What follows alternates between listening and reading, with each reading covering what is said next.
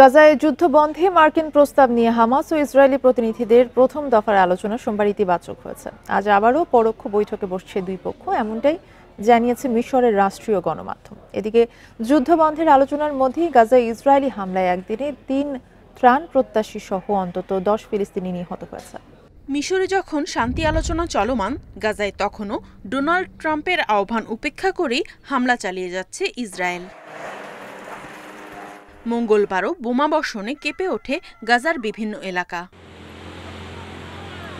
শুক্রবার থেকে এ পর্যন্ত ত্রাণ প্রত্যাশী সহ শতাধিক ফিলিস্তিনিকে হত্যা করেছে আইডিএফ। ২ বছরে প্রাণহানি ছাড়িয়েছে ৬৭,০০০।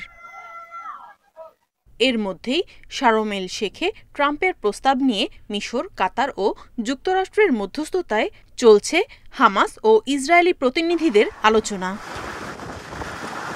মিশরের রাষ্ট্রীয় গণমাধ্যম জানিয়েছে, মধ্যস্থতাকারীদের মাধ্যমে পরোক্ষ এই বৈঠকের প্রথম দিনের আলোচনায় যুদ্ধবিরতি, জিম্মি ও বন্দি বিনিময়, গাজায় মানবিক সহায়তা প্রবেশ নিয়ে কথা হয়েছে। এছাড়া গাজা থেকে ইসরায়েলি সেনাদের আংশিক প্রত্যাহার নিয়েও আলোচনা হয়। এ সময় হামাস বলেছে, বন্দি মুক্তির আলোচনাকে কঠিন করে তুলছে গাজায় ইসরায়েলের অব্যাহত বোমা হামলা। Nadia Tabassum, independent news.